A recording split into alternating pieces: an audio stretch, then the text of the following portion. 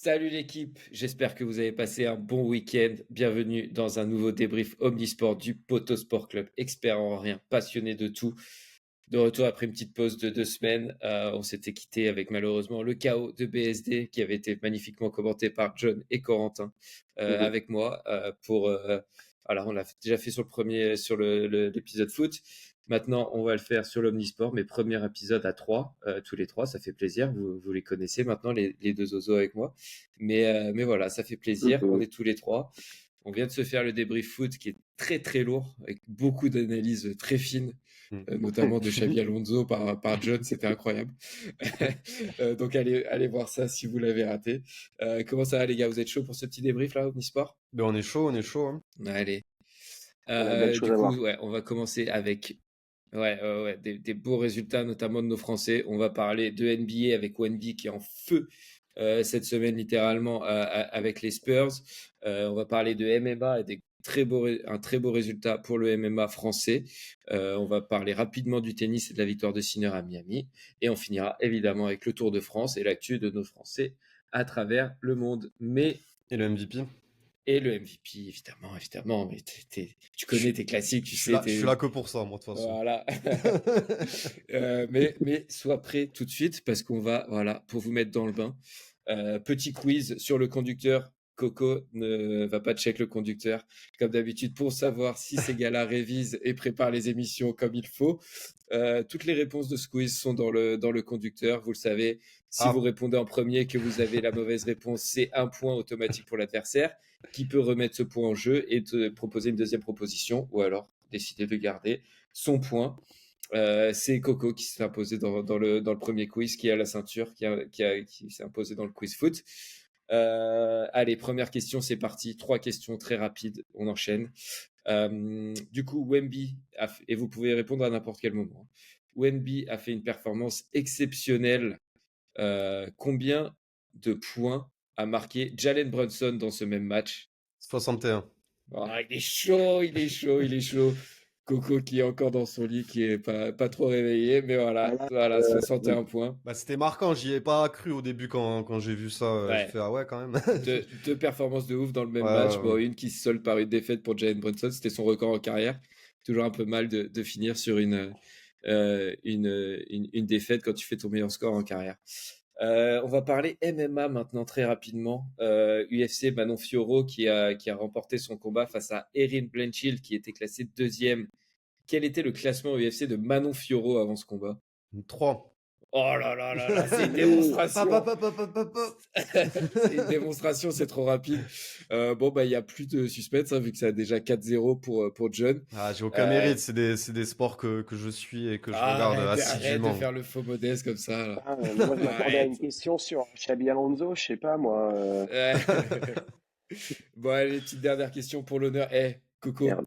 c'est pour toi, là, hein, pour aller chercher l'honneur. Là. Allez, très simplement, Teddy Riner, qui est notre judoka phare, évidemment, depuis tant d'années. Où se trouvait-il ce week-end? Putain, Antalya. Voilà, il est là à présent. Ah. Mais quel match de titan, il lâche rien, c'est beau. Bon, victoire de John, du coup, qui récupère la ceinture.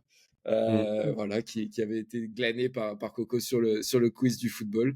Ouais, Mais voilà, c'est la loi du sport, hein, ça change. ça fait mal. Voilà, je pense qu'on est bien dans le bain. Là, ils sont chauds, les gars, ils sont chauds. Trois réponses comme ça, là, sans les propales, c'est beau. Fair game, John, fair game, mais la prochaine sera pour moi. Ouais. Allez, bah on se retrouve tout de suite pour débriefer un peu la semaine de Wemby en NBA. À tout de suite. Let's go.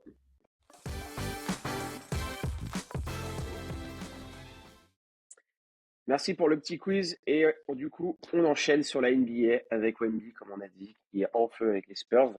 Je rappelle la ligne de stats, elle est impressionnante. 40 points, 20 rebonds, 7 assists. Voilà, premier rookie depuis Shaq à faire ça. Dans la victoire contre New York, malgré 61 points de Jalen Brunson. Et si je me trompe pas, que 4 ballons perdus. Hein. Ouais, c'est vrai, Quand même. c'est important de le dire parce qu'il est meilleur sur les ballons perdus quand même. C'était un peu son point faible Ouais. dans ses stats et c'est vrai qu'il est meilleur depuis quelques temps. Bah, ça le sera toujours, je pense, un peu à l'instar de Kevin Durant, c'est des joueurs joueurs à risque. voilà, vu qu'ils prennent des risques et ils tentent des choses, ils perdent des ballons aussi, quoi. C'est Monclar qui dit ça, que ça sera toujours, je l'ai pas inventé, hein, mais que ça sera toujours son petit péché mignon, quoi. Qu'on peut lui pardonner, vu qu'il sera monstrueux sur le reste, quoi. Ouais. Alors, chaque semaine, Wemby bat un record. Est-ce qu'il peut espérer plus que le titre de rookie de l'année, genre meilleur défenseur de l'année? Parce il a quand même des belles lignes de stats. Après, on connaît un peu comment la NBA fonctionne, mais est-ce qu'il peut espérer plus que ce titre de rookie de l'année? Ouais, pour moi, il est meilleur défenseur de l'année par les stats. On reviendra peut-être un peu plus en détail sur les stats de ses concurrents. Mais quand tu vois qu'il est à 3,5 blocs de moyenne, 1,2 interception, donc qui est quasiment le meilleur dans ces deux trucs-là, qui sont les trucs, les stats les plus défensifs que tu puisses trouver, et qui est bien supérieur au défenseur de l'année précédent sur les 10 dernières années. Pour moi, il est clairement défenseur de l'année. Ça ne fait aucun doute. Et il y a un truc qui va au-delà des stats, c'est rien que dans la dissuasion. Le nombre de mecs que tu vois pénétrer et faire demi-tour quand ils voient qu'il y a Wemby sous le cercle qui leur fait de l'ombre là, il n'y a aucun joueur qui a cet impact-là sur les attaques adverses. Donc pour moi, il est meilleur défenseur de l'année. Après, vu qu'il a tué la course un peu pour le titre de rookie de l'année et que la NBA est devenue une organisation très politique aussi et d'essayer de disperser un peu les récompenses vers un peu toutes les équipes de la ligue. Ça m'étonnerait beaucoup qu'il ait deux récompenses individuelles. Donc rookie de l'année et défenseur de l'année. Pour moi, ce sera plus un Rudy Gobert, je pense, et qui pour féliciter aussi la très bonne saison régulière des Timberwolves, parce qu'ils n'auront pas de MVP, ils n'auront pas de meilleur sixième homme.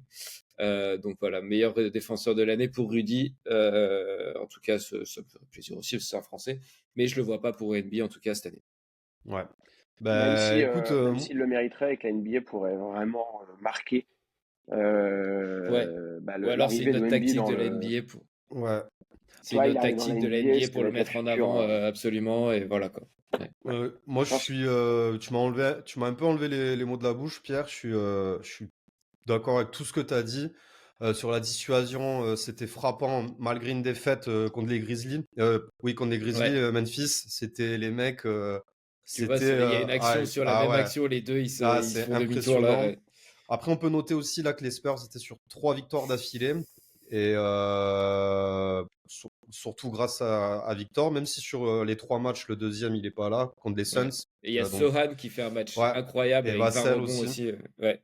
Et non, je suis d'accord avec tout, sauf à un petit détail près. Enfin, un petit détail près, au final, on se rejoint. C'est vrai que l'NBA, c'est politique, mais je pense pas qu'il lui donnerait pas parce que il est rookie de l'année, mais parce que surtout, enfin, parce qu'il va être rookie de l'année, mais parce que les Spurs, ils sont derniers, enfin, avant-dernier de la conférence. Tu Ouais, peux et pas qui se donner prennent des valises. le défenseur de l'année Ouais, à mais une équipe qui est.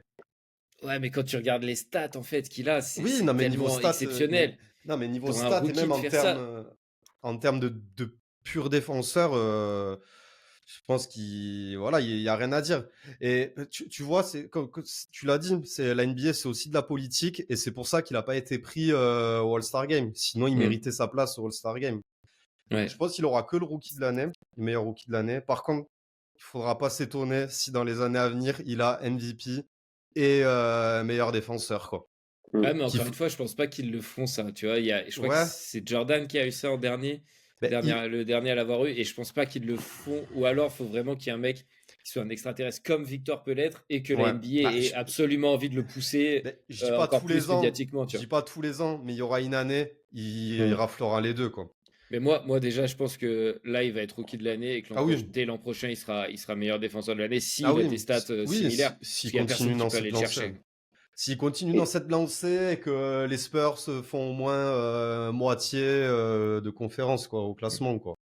Je ouais, pense. moi je pense que là-dessus, quand même, faut pas oublier. Mais tu vois, les derniers, c'était Jackson l'année dernière qui jouait chez les Grizzlies. Ils ont quand même fait une meilleure saison. Ensuite, Ouais, bah au c'était Memphis, Marcus ouais, Smart justement. pour les Celtics. Avant, on avait Gobert, avec les Jazz, donc il faisait quand même des bonnes saisons. On avait Giannis ensuite chez Milwaukee. Donc, je te rejoins un peu là-dessus, John. On a quand même des mecs à chaque fois qui ont des Mm. équipes qui suivent. C'est compliqué de mettre meilleur defensive player quand tu prends des valises Ouais, mais du coup, 5 matchs sur 6 quoi, presque, hein, ouais, sur ouais, l'année. non, mais je suis d'accord, mais dans ce cas-là, tu lui donnes pas. Enfin, il est tellement dominateur sur les stats et dans les stats défensives. Bah là, du coup, on avait mis un peu les stats. Regarde, lui, il a 21 points, 11 rebonds, 3,4 blocs et 1,2 interceptions. Tu J'allais dire, regardes ouais, Gobert, il a non, il a 1,5 blocs en moins, alors que c'est un des meilleurs, un des ouais, meilleurs contreurs de la ligue. Il n'a pas la même dissuasion, alors il prend un peu plus de rebonds. Davis, pareil, 2,2 blocs. Enfin, quand tu regardes toutes les stats de ses concurrents, en gros, pour le titre de meilleur défenseur, mm, bah, ils sont loin, quoi. Ils sont à des années-lumière. Donc, dans ce cas-là, tu lui donnes. Si le bilan des Spurs ne leur permet pas de prétendre aux récompenses individuelles, dans ce cas-là, tu lui donnes pas non plus le titre de rookie de l'année. Oui. Parce qu'il est largement au-dessus de Chet Holmgren, mais Chet Holmgren est premier avec OKC. Donc dans ce cas-là, tu le donnes à Chet Holmgren aussi. Mais pour moi, voilà, récompense individuelle, les stats qu'il fait sont juste exceptionnelles. Donc pour moi, ça ne se passera pas, mais pour moi, c'est le meilleur défenseur, malgré le bilan très négatif des Spurs, qui, en plus de ça, remonte un petit peu. Ils pourront peut-être accrocher un bilan similaire, en tout cas, au moins pas pire que l'année dernière. non. Et je rajoute une Ouais. chose, parce que je pense que ça mérite d'être dit aussi, mais c'est sa première saison et il a des lignes de stats incroyables. Donc, c'est-à-dire que le mec arrive Ouais. dans la NBA, qui est quand même the place to be pour le basket, et il a pas Et pris il 6 mois fracasse tout le monde. avant de faire des blocs, et il direct le charbon, quoi. Et donc, ça c'est vrai que c'est aussi assez impressionnant, parce que j'imagine même pas ce que ça va être dans quelques années quand il sera un peu plus à l'aise Mm. et qu'il commencera Ça va un être peu une plus à boucherie, hein. masteriser le reste de son jeu. Et c'est vraiment depuis que Popovic l'a mis, l'a repositionné Ouais. pivot, vraiment, avec un meneur qui est plus un meneur, parce qu'on se souvient de Sohan au début Mm. qui était vraiment pas, qui faisait pas le taf en meneur. Non. Là, on a Trey Jones, bon, qui est pas un meneur élite, mais qui est quand même Mm. voilà, un mec qui sait jouer à ce poste-là, qui a les automatismes de ce poste, et on voit que depuis, bah, c'est une boucherie. Et il y a quand même 2-3 joueurs sur qui tu pourrais construire un peu autour dans cette équipe, des Ouais. Devin Vassell, des Trey Jones, Keldon Johnson, voilà, des mecs comme ça. Si tu rajoutes un ou deux joueurs en plus, Ouais. vraiment top tier de la ligue, ça peut faire très, très, très mal, quoi. Ouais, un Bon, bon Mais meneur, un bon ailier, ça peut le faire, quoi. ouais, ça clôture le sujet NBA. On n'avait pas grand-chose d'autre à discuter. On parle surtout de NBA. ouais. On revient tout de suite pour la MMA. Mm. Yes, à tout de Let's go. suite.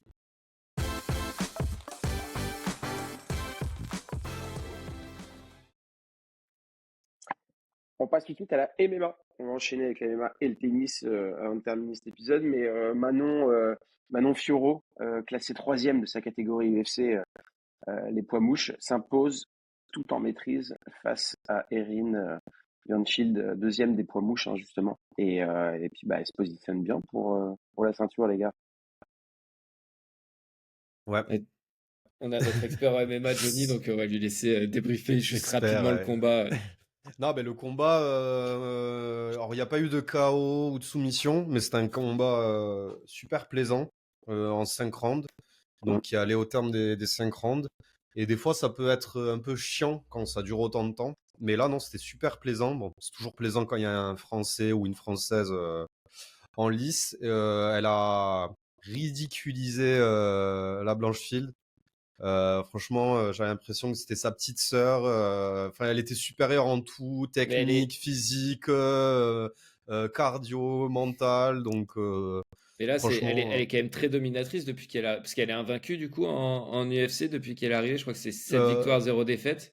je, Ouais, je suis sûr Zéro je suis win sûr de défaite. ça qu'elle est ah, t'es sûr? invaincue. Alors, je sais plus si elle est invaincue, mais en tout cas, oui, elle est sur 7 victoires consécutives et c'est Et puis impressionnant, hein. elle bat des gros noms qui sont un peu les chouchous du MMA féminin aux US. En tout cas, il y a eu Rose Namajunas là qui Ouais, est Namayunas, ouais. vraiment une légende du MMA Mhm. féminin.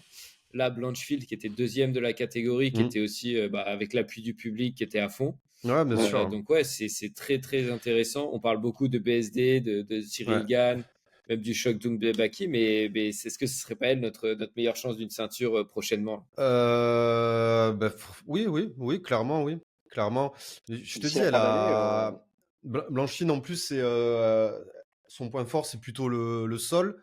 Elle n'a pas réussi à amener une seule fois Manon au sol. Et je te dis, elle a ridiculisé de puissance même l'aura qu'elle dégage. Enfin, c'était impressionnant. Et oui, oui, je pense que c'est. En tout cas, son prochain combat, c'est pour la ceinture. Ouais, parce que c'est ça. Euh, Parce que là, du coup, elle devrait passer quoi? Deuxième ou contender ou numéro un? peut-être numéro un. Non, je pense deuxième, parce qu'en fait, ce qui se passe, c'est que la championne actuelle, je ne vais pas dire de bêtises, hein, la Alexa mexicaine. Grasso, ouais, Ouais, voilà, Alexa Grasso a un combat contre la numéro un, la conteneur Contender numéro un, numéro un. qui Ok, est, donc. euh, qui est une ancienne championne. Ok. Et du coup, ce combat doit se faire, quoi qu'il arrive, avant que Alors Manon que Manon. ait son combat. Donc en fait, là, c'est soit elle reste en stand-by pendant quelques mois, parce que ce combat, il est que cet été. Ah Soit bah. elle monte de catégorie pour aller chercher la ceinture au-dessus, mais je suis pas sûr que ce soit une bonne idée. Donc, Moi, là, j'ai un scénario qui est tout fait dans ma tête. Il est prévu pour cet été, tu l'as dit, le combat pour le titre? ouais, mais ce Bah sera pas pour voilà. l'UFC Paris. Non, ce sera pas Non, pour mais l'UFC Paris. ce combat pour le titre, si c'est en début d'été, si c'est en juin, juillet, et on a l'UFC Paris qui arrive fin septembre avec Manon en main event pour le combat pour le titre. Non, ça le fera pas parce que ce sera trop court. Ce sera trop court pour le gagnant du C'est fin combat. septembre, hein, je crois. C'est genre presque en octobre Ouais, l'UFC mais Paris.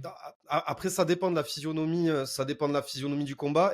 Mais même, admettons, admettons que Grasso garde son titre, elle ira jamais défendre sa ceinture à l'étranger à Paris. Ouais, Elle bah la ouais. défendra au Mexique ou aux États-Unis, mais jamais en France, quoi. ouais. Ce serait lunaire, quoi. En territoire Ben, hostile, mais c'est ça serait ça, beau. non, mais c'est impossible. Franchement, impossible. Ouais, donc il Après, faut pour avoir un combat pour le titre en France, il faudra qu'on ait d'abord un Français champion qui défende sa ceinture en ouais, France, quoi. je pense, ouais. Ouais. Ou alors, tout peut se passer dans l'UFC, ou alors vraiment l'UFC aligne un gros chèque au champion Hmm. en question et il porte ses couilles pour aller défendre sa ceinture à l'étranger, mais c'est très rare ça. Ouais. Que je verrai pas arriver Mais ouais, du coup, on trouve. aujourd'hui. Ouais. Et Qu'est-ce qu'il dit je sais pas, j'ai pas compris ce qu'il avait dit. J'ai dit, je vois pas ça arriver, je vois mal l'UFC tenter un coup de poker comme ça. Je te rejoins Ah John oui, bah oui, là-dessus. oui, Ouais. oui. Je Non, vois non, pas non, les non, Hmm. non. Américains nous Après, donner après, cette. ils peuvent aussi. Mm. L'UFC, en vrai, on voulait aussi parler un peu plus en général du MMA en France. Il y a commencé à avoir un gros enthousiasme. Donc, est-ce que l'UFC et Dana White n'auraient pas intérêt à miser sur des gros combats comme ça aussi pour l'UFC Paris et en sachant que c'est. Après, ils n'en ont pas forcément besoin parce que ça va sold out quoi qu'il arrive. Mais voilà, il y a entre BSD, Cyril Gane, euh, Baki, dont on a beaucoup entendu parler avec son combat Mm. contre Cédric Doumbé, des rumeurs comme quoi qu'il enverrait à l'UFC très prochainement et avec un premier combat à l'UFC Paris. Ça serait incroyable aussi. Moi, je suis très, très, très chaud de ça. Euh, donc, on pourrait s'y attendre à avoir de plus en plus de gros combats en France aussi. Et pourquoi pas un title shot pour un de nos Français prochainement. Bon, ce sera pas Cyril ou BSD, mais pour Manon, pourquoi pas, ouais. Bah, ouais, clairement, après, ça fait déjà un petit moment qu'il y a un engouement pour le MMA bon, et du coup pour l'UFC, parce que c'est la plus belle vitrine du MMA, si on peut dire, l'UFC. Mais non, ça fait un moment qu'en France, il y a déjà cet engouement. La preuve en est, il y a un UFC à Paris depuis 2 ans. Il n'y a pas beaucoup de villes ou de pays qui ont cette opportunité. Il y a Londres, il y Résidence. a. Ouais, voilà, on peut dire une résidence. Ouais, il y a Londres, il y a la Chine, il y a, il y a l'Australie. Enfin, aussi, ça dépend du roster dans les catégories, s'il y a beaucoup de combattants d'une certaine nationalité et d'un certain niveau, évidemment, quoi. Donc ça, c'est plutôt positif. Et ouais, comme on disait, des gros combats pour une ceinture, il faut déjà, je pense que il faut être allé la chercher la ceinture. Il faut être allé la chercher. L'UFC, ils font pas de cadeaux. Voilà quoi. Ah, Je t'avoue que j'avais mon petit scénario en tête là, il était bien casé, vas-y, bien calé. dis toujours. Bah non, mais c'est ce que je t'ai dit là, en gros, avec le combat pour le titre qui se joue cet été, donc je sais pas quand Ouais, non. c'est exactement, mais je me disais si c'est, tu vois, juin, allez, début juillet, grand max, ça pousse après l'UFC Paris jusqu'à fin septembre, et t'as le Mais, vainqueur de ce combat-là qui mais, affronte Manon pour le mais, titre à Paris, quoi. mais même Fioro, elle a dit je veux pas combattre à l'UFC Paris parce que ça voudrait dire elle combattrait pas pour le titre. Donc Ouais. encore un combat d'attente et Oui, bah si c'est pas pour le titre, je pense qu'elle a aucun intérêt à aller oui, oui, chercher un autre combat, à prendre le risque de ben, descendre dans le classement. absolument, à prendre le risque de perdre, tu vois, parce Ouais. que tout peut arriver, quoi. Là, il y Donc, a une grosse hype autour de elle, elle est encore invaincue et tout. et Faut sinon, garder ça. pour répondre plus précisément à ta question, oui, évidemment que l'UFC a tout intérêt à proposer des gros combats à l'UFC Paris et à mettre des Français en avant. Mais c'est ce qu'ils font déjà. Mettre des Français en avant, c'est ce qu'ils font déjà depuis 2 ans. Gros combat, tout est relatif, tu vois. Mais après, il vaut mieux un moyen combat avec un Français qui gagne plutôt qu'un gros combat et prendre une déroute à domicile aussi, tu vois. C'est de la politique aussi, hein, l'UFC. Ouais, Donc voilà. ça marche. Je Wattel pense sur qu'on la on a MMA, les fait, gars. je pense qu'on a fait le tour. Là, Ouais. il est en train de checker ses mails, Coco. Ça fait 5 minutes qu'il a pas parlé sur l'UFC et on l'a pris de court Ah, après. j'étais déjà sur le Tour de France, sur le Next Step. Mais avant ça, peut-être qu'on passe en revue le tennis. Enfin, pas en revue, mais moi, j'ai regardé la finale de Sinner hier face à Dimitrov. On a eu droit à un super match, de beaux échanges et beaucoup d'intensité. C'était vraiment dingue. Pas grand-chose à dire, mais juste le fait que Djoko soit pas là ces derniers temps, perdre des matchs. On a Alcaraz et Ouais. Sinner vraiment qui s'impose et qui marque un petit peu ce début de saison, hein, et qui acte un peu un changement aussi. Sinner a plus de 3000 points d'avance, je crois, sur Djoko à la race, 2000 sur Alcaraz. Enfin, il prend vraiment le plein pouvoir, et c'est assez agréable à voir, je trouve. Je sais pas ce que vous en pensez, les Ouais, gars, mais en tout cas, c'est ouais, du beau tennis et c'est solide. je suis vraiment d'accord. Et déjà, c'est un joueur dont le style que j'adore, voilà, qui frappe fort des deux côtés, qui est très fort physiquement, qui est très spectaculaire, un peu à l'image d'Alcaraz dans un style différent. Mais des joueurs qui sont très spectaculaires où je trouve ça génial de les voir arriver et de gagner. Et puis Sinner est juste sur une autre planète en ce moment, hein. Et alors il perd à Indian Wells la semaine dernière. Peut-être un peu émoussé, mais voilà, il est impérial à l'Open d'Australie. Là, il remporte tournoi sur tournoi depuis le début 2024. Donc ouais, c'est cool. Après, Djoko fini, je pense que c'est un peu compliqué. On va avoir le même processus où il va jouer de moins en moins de tournois qu'on a eu avec Rafa et Roger. Ouais. Et il va plus se concentrer sur les grands chelems, donc il va aller en chercher encore un ou deux, je pense. Mais on sent que ça commence à être compliqué d'assumer un peu la vie du circuit ATP Ouais, c'est au ça, ouais. quotidien, quoi. Après, Et je puis pense que là, Djoko qui s'est même particulièrement, séparé de son Ouais, coach, hein. Donc là maintenant, je pense que, il est sur sa dernière phase, je pense. En effet. particulièrement, il a les jeux en tête. Alors, pas que les jeux, ça soit un objectif primordial quand tu joues au tennis, mais malgré tout, Nadal l'a eu, Federer l'a eu au moins en double, ouais. et c'est une très grosse chance de ramener une médaille à la Serbie. Et je pense qu'il se prépare à fond pour Roland et les jeux, pour la saison de Ouais. terre à venir, quoi. Ouais, De toute façon, c'est pas bête. Et puis surtout que la saison est longue, donc ça lui permettra de s'entraîner un long moment sur terre Mm. et pour arriver prêt à Roland et au jeu, Ouais. comme tu dis. Je Ouais. pense qu'il a il- un peu tose ce début de saison et peut-être même bon, on verra la partie gazon, mais je pense qu'il va se concentrer Mm. sur la deuxième la partie. partie terre et ouais, à fond. Ouais. Et puis voilà, Ouais. malgré même si c'est un cyborg, les années passent, quoi. Mais C'est je ça. le garde quand même dans un coin d'attaque parce que ça reste Djoko, il est ultra physique, Oui, capable de oui, faire oui, de dingue. bien Je sûr. pense que quand il va remettre un petit peu les pieds dedans, on risque de vite retomber dans des schémas qu'on connaît. Mais Alcaraz et Sinner, en tout cas, en ce moment, prennent beaucoup de confiance et je pense que c'est bien, c'est ce qu'il faut pour aller battre des mecs comme Djoko sur des grands chelems.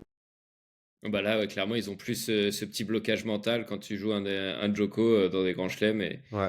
même si je sais même pas s'ils l'ont déjà eu les deux jeunes là, mais ouais, La nouvelle génération au pouvoir, je pense, c'est vraiment l'année qui va marquer la fin du Big Four, même si Djoko risque d'en gagner encore un ou deux, et où ça sera vraiment la transition vers une domination Alcaraz, Sinner et peut-être d'autres jeunes, quoi. Et Oui, ça marque la pour fin de John, ouais, pardon. non, c'était juste une petite note que comment c'est Berbatov, Dimitor? Non, Dimitar Berbatov, ouais. Dimitar, j'y étais presque. Que quand Ah il non, veut, Dimitrov. Ah oui, non, parce que là, on n'était Dimitrov. pas. Ah Berbatov, ouais, il ouais, est Non, assuré, j'étais. là. Dimitar Berbatov, c'est l'attaquant, c'est l'avant-centre de Manchester d'il y a 15 ans, frère. Ouais. Dimitrov, Là, putain, voilà, quelle catastrophe. ouais, y a rien qui va. Je voulais dire que lui, quand il veut, il peut avoir un niveau top 3 mondial, quoi. Sur des éclats comme ça, Ouais. il est Ouais, sur impressionnant, quelques quoi. semaines, Mm. il a été top 3, hein, il avait gagné le Master il y a quelques années, Mm. mais joueur magnifique en plus, et ça fera plaisir à Corentin, mais dernier joueur, on n'avait plus de joueurs avec un revers à une main dans le top 10 pour la première fois depuis l'histoire de l'ATP, je crois. Ouais. Et là, avec sa finale, il revient dans le top 10, donc ça n'aura duré qu'une ou deux semaines. Ça va faire plaisir à Coco. Il prend le relais sur Ok. Tsitsipas. Voilà. Allez, on ferme le chapitre et on revient tout de suite pour le Tour de France avant de terminer avec le MVP de la semaine. Allez, à tout de suite. À de suite.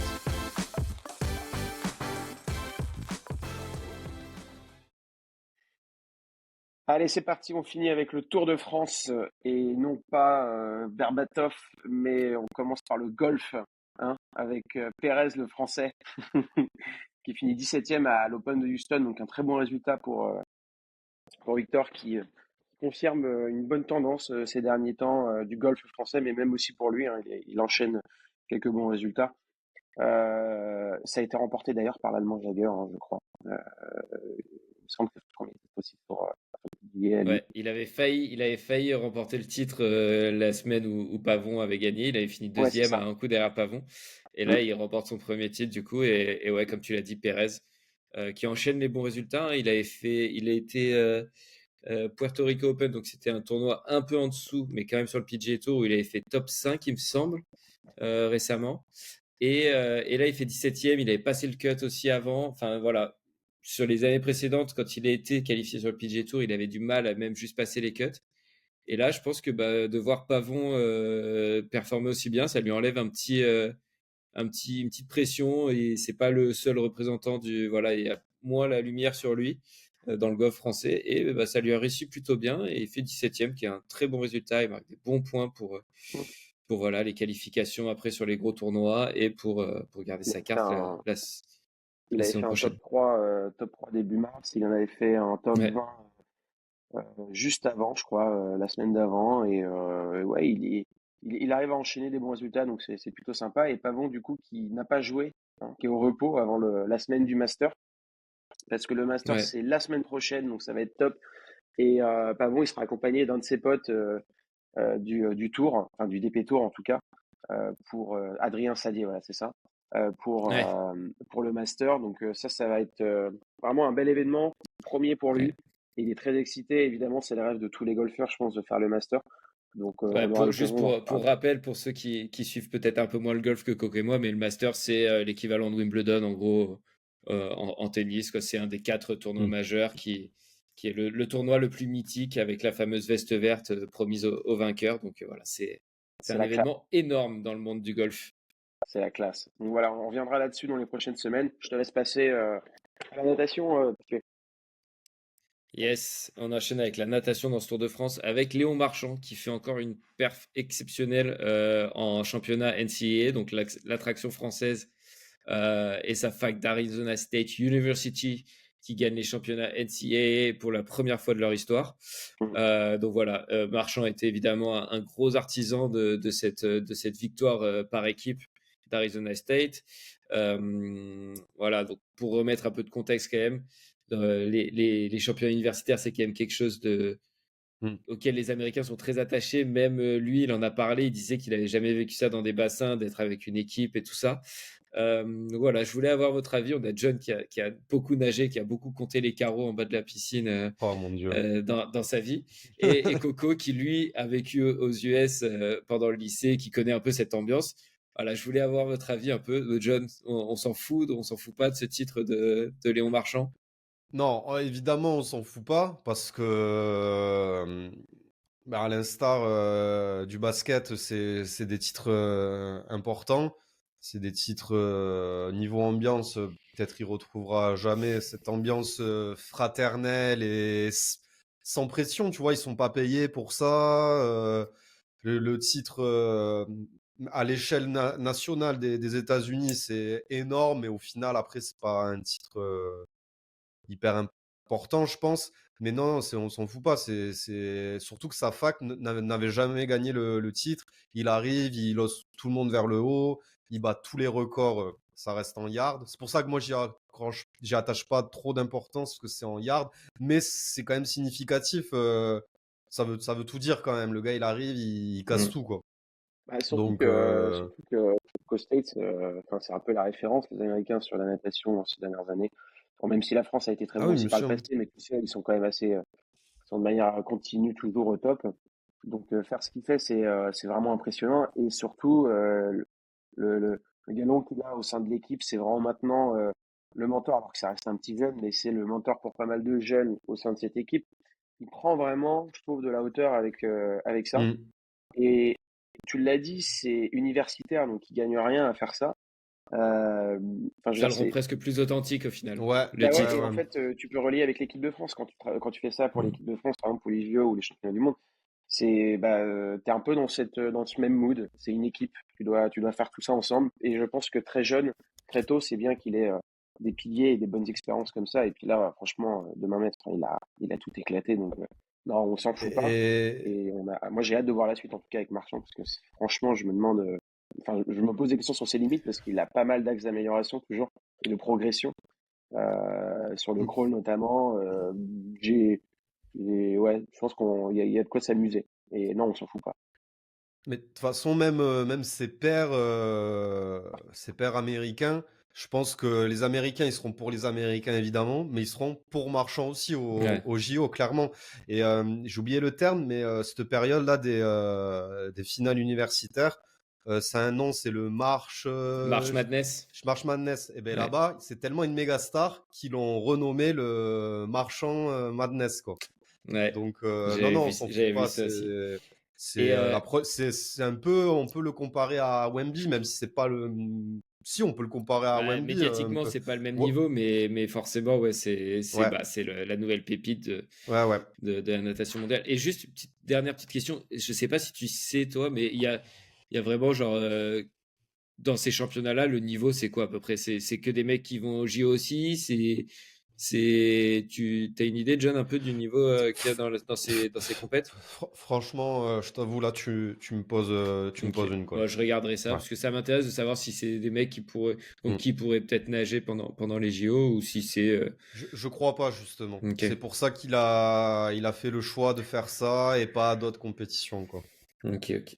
Ça marche. Bon, bah, on va clore ce sujet natation. Un petit dernier de l'actu de nos Français avec Teddy Riner, notre Teddy national, qui est encore une fois monstrueux, qui gagne le Grand Slam d'Antalya en battant Seito en finale, qui sera le représentant japonais pour les JO.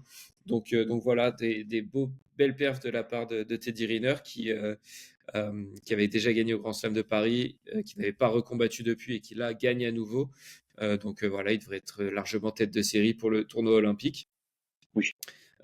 Personnellement, moi j'avais un peu peur de la perf de Teddy au JO, du fait qu'il fasse beaucoup moins de compètes, qu'il se frotte un peu moins au meilleur, mais bon, à chaque fois qu'il combat, Mm. il l'emporte, quoi. Je sais pas ce que vous en pensez, vous, les gars. Bah, il a été en danger surtout J'attends. contre Saito parce qu'il est gaucher et il aime pas ça. Je pense que ça reste quand même un des dangers, je pense pour les JO et il le sait, hein. Il était quand même à deux pénalités, il était un peu dans le dur. Il a seulement réussi à sortir du jeu 30 secondes avant la fin. Donc il y a, il y a toujours des petites choses, des petits réglages, je pense, à certains niveaux. Peut-être aussi sur l'envie, il a précisé qu'il n'était pas hyper motivé. Donc peut-être que ça a joué et qu'il aurait pu gagner plus facilement si tous les éléments avaient été bien mis. Mais je pense que c'est un bon entraînement. Pour lui, c'était nécessaire qu'il le fasse. On l'a vu, il a été challengé et c'est de ça dont il a Mm. besoin avant d'arriver au jeu. Peut-être un peu trop confiant. Ouais, moi j'ai pas plus d'avis que ça. Juste, je pense qu'il se prépare à fond pour les JO et qu'il sera au niveau et que bon bah s'il perd c'est dommage, mais ça restera une légende de ce sport quoi. Ouais, mais moi je suis content de le voir quand même à ce niveau-là et de remporter les grands Mm. slams. Parce que ça serait quand même la plus belle des. Voilà, finir sur une médaille d'or à Paris. Ah, ce serait Elle incroyable. était 10 fois allée nous la chercher, quoi, celle-ci. Mm. Et on sera tous derrière lui. À noter aussi que Madeleine Balonga, qui a remporté chez les moins de 18 kilos côté féminin ce grand slam d'Antalya, marque aussi des gros points cruciaux pour à la qualif olympique. Mm. Donc voilà, très belle performance aussi de la part de Madeleine Balonga. On enchaîne avec le MVP, les gars. Vous êtes Allez. chaud? Qui veut le. On va jouer une semaine full.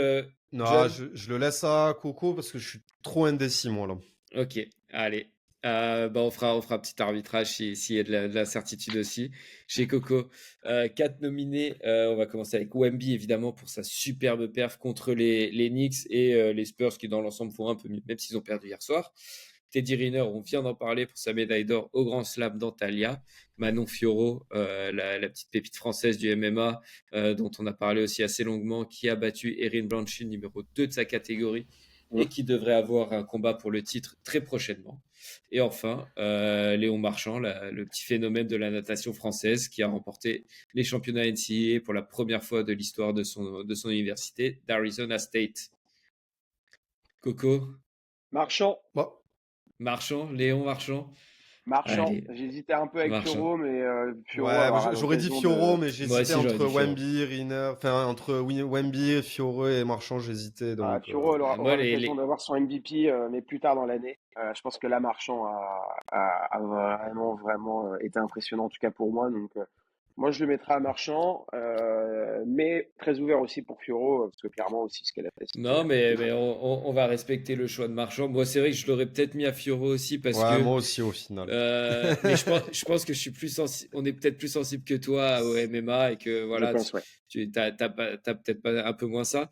Mais ouais, elle fait une grosse perf contre une des meilleures combattantes. Après, et Marchand, le fait que ça soit en universitaire, voilà, ça relève un peu à la performance, même si c'est monstrueux ce qu'il a fait et que Ouais. c'est un titre qui est en somme parfaitement mérité. Voilà. Oui. Bon, je pense qu'on peut conclure l'émission de cette semaine là-dessus, sur ce beau MVP pour Léon Marchand. Merci les gars, c'était top. Franchement, Merci je me à suis toi. régalé à faire ça à 3 Merci, avec un Tipé, peu plus merci, John. de dynamisme, d'interruption, de débat. Peut-être un petit peu moins scripté, donc c'était vraiment super. Je me suis régalé. J'espère que ça va vous plaire aussi à vous qui nous regardez fidèlement chaque semaine, nos 50 abonnés. Et voilà. Et puis n'hésitez pas à vous abonner, à commenter, à liker la vidéo. Ça nous aide beaucoup pour la visibilité des vidéos. Et puis on se dit à la semaine prochaine avec beaucoup d'actu, le classico, tout ça, enfin le classico, je dis n'importe quoi, PSG Barça, tout ça, plein de trucs qui arrivent, le Masters, voilà, ça va être chaud patate et on se dit à la semaine prochaine. Ciao l'équipe. Très belle semaine. Ciao, ciao. Salut. Ciao.